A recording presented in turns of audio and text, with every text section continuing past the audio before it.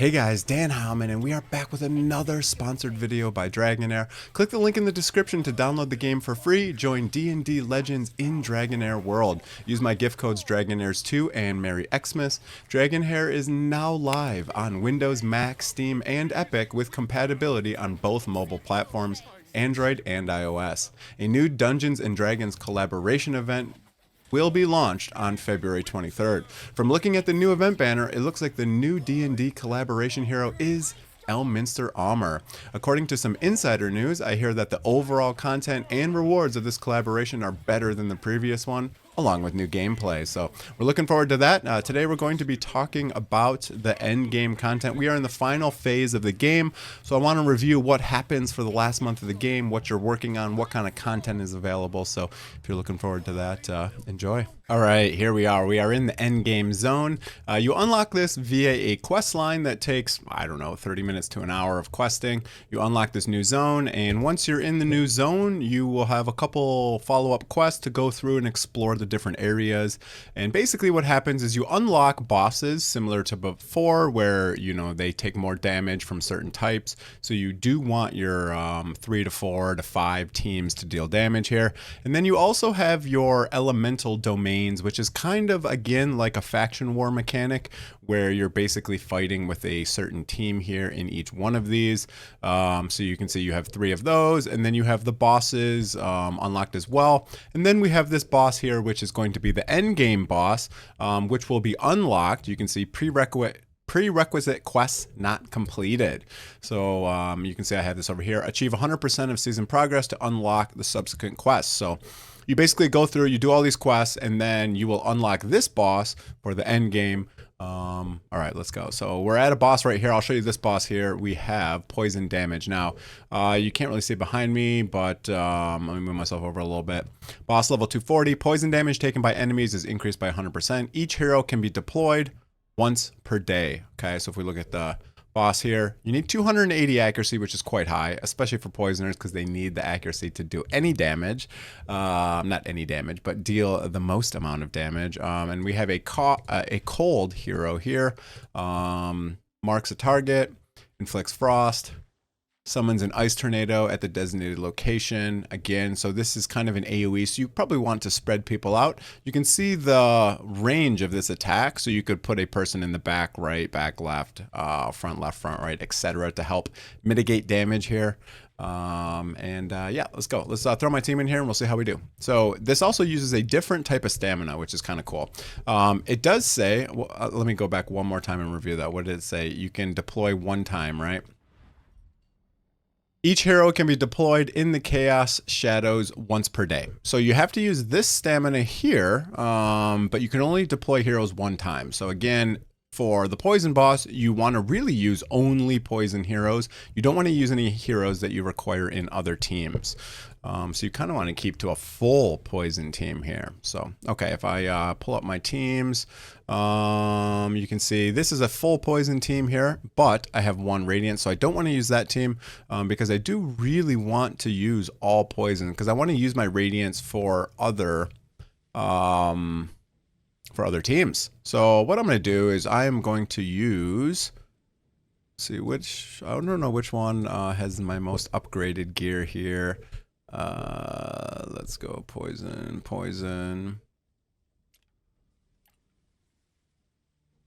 Looks like this one probably has the most upgraded gear here.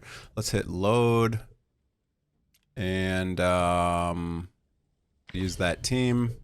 And now we are going to, yeah, this is perfect. We have all the poisoners here.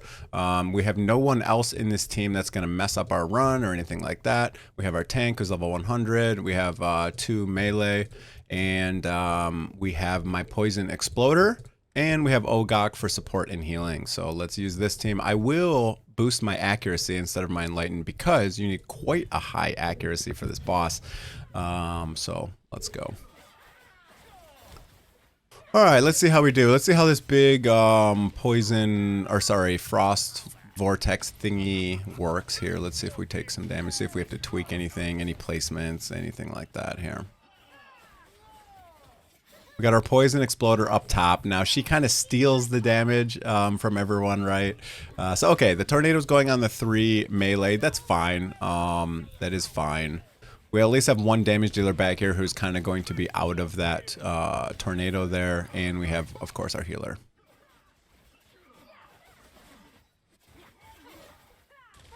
Lothar doing some great damage as always. Pretty cool. He is an exclusive legendary, so he should be doing some solid damage.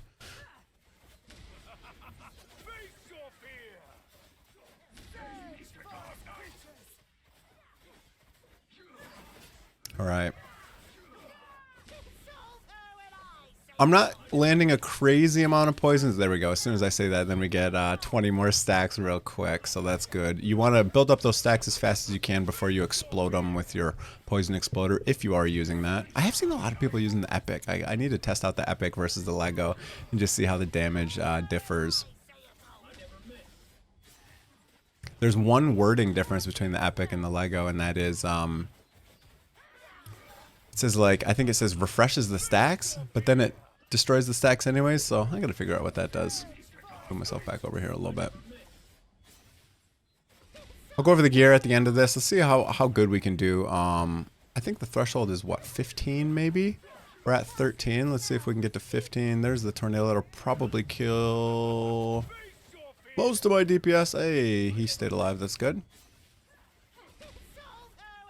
He's actually the person landing the poisons, or a majority of the poisons for me, because he does have higher accuracy. My other poisoner is kind of there for the actual damage, not for landing poisons. I think we should make that 15, if 15 is even the right threshold here. There we go. There's our 15, if that's right. This is going to be very similar to the last phase of bosses. It's pretty much the first phase of the game is building your teams, getting your XP, getting your gear. Second phase is kind of tweaking your gear, leveling up more of your teams, and then attacking all of these different bosses that take more damage from different damage types. And then you get to the third phase. It's kind of very similar as well. You're doing kind of the same thing with these bosses. And then you're going to unlock that end game boss. You're going to have all of your rankings and points totaled for the season. And then after this month is over, obviously reset and start for the next season. She's doing a great job because she is not getting hit with the tornado currently. She can do some decent damage here. Now, she's still going to place some poisons. Not a crazy amount, but you can see she still is placing some poisons, and she will get rid of them. Now the tornado can hit everyone, unfortunately. There you go. She got rid of the poisons. Oh, we might be able to make 20 mil here.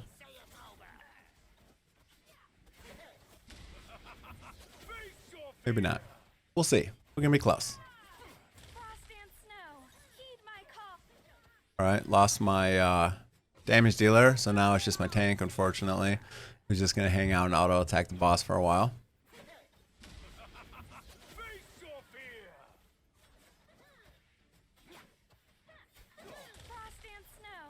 We are landing the decreased attack from either Ogok or my tank, so that's nice.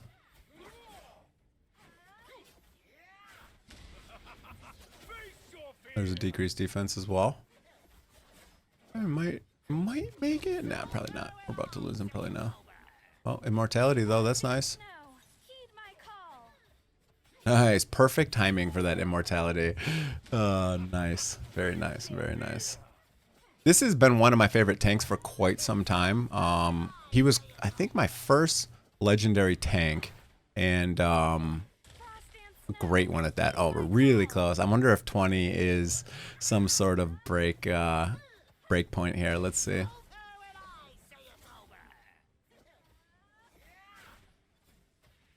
All right, Ogok, you got this, bro.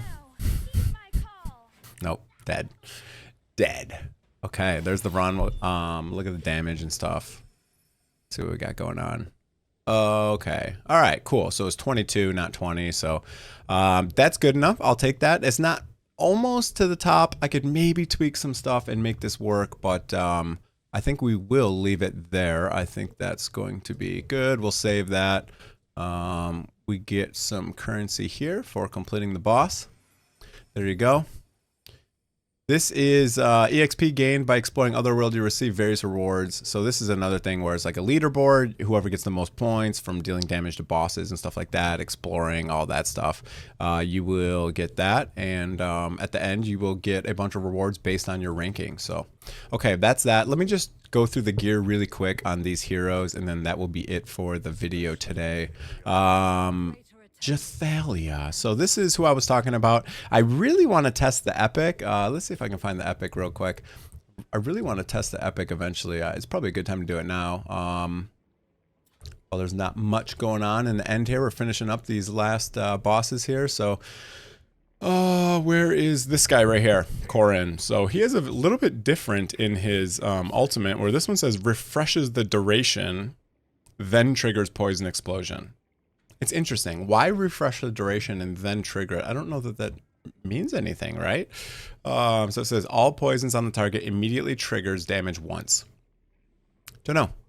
We'll have to, maybe I'll mess around with that, build that up. But, okay, let's go through the gear real quick. So Lothar, as I was saying for him, I have him in, I have him basically in, I guess that's the only way to show it. I have him in crit damage, crit rate, a little bit of accuracy, crit damage, attack. So you can see I don't have a lot of accuracy. I only have 70 accuracy. I'm not really using him to land the poisons. I'm using him just for dealing damage because he hits quite hard. I do have, you know, some enlightenment on him because his ultimate does actually scale with enlightenment. So that's pretty cool. This girl, I do have a decent amount of accuracy. I could probably use a little bit more, but I run the accuracy bonus as well for the team. So that helps me there. And again, she wants basically really high attack, enlightenment, and accuracy. You can see I run attack, I run accuracy chest, and a lot of stats with enlightenment and attack. Then we have Durango here. He needs some crit rate, so he's a little bit harder to build. So I do build some crit rate on him again, and he has high accuracy. You can see he has 260 accuracy. He needs to land these poisons so that my poison exploder can explode them. So again, he does need high crit rate because he also lands poison when he crits. So I have high accuracy, high attack, high crit on him with some enlightenment. About 100 enlightenment. And then we have my tank, just built in normal tank gear. He is using the Witch's Remains artifact just so he can land that defense penalty, and it gives him some accuracy so he can land his attack down as well. And our last is finally our healer. We have this right here to give some shields, so just for some added survivability. He's using a lot of enlightenment. He's using 2 sets that give enlightenment, and he's a lot of attack. So he's a little bit squishier than normal because he is an attack-based healer. So he's a little bit squishy instead of some of them which scale only off enlighten. He scales off attack, so you do want some attack as well. So, all right, that's going to be pretty much it for the video. If you guys enjoyed it, hit that like and that subscribe button. Click the link in the description to download the game for free. Join D&D Legends in Dragonheir World. Hope you guys enjoyed the video. Have a great day. See you guys.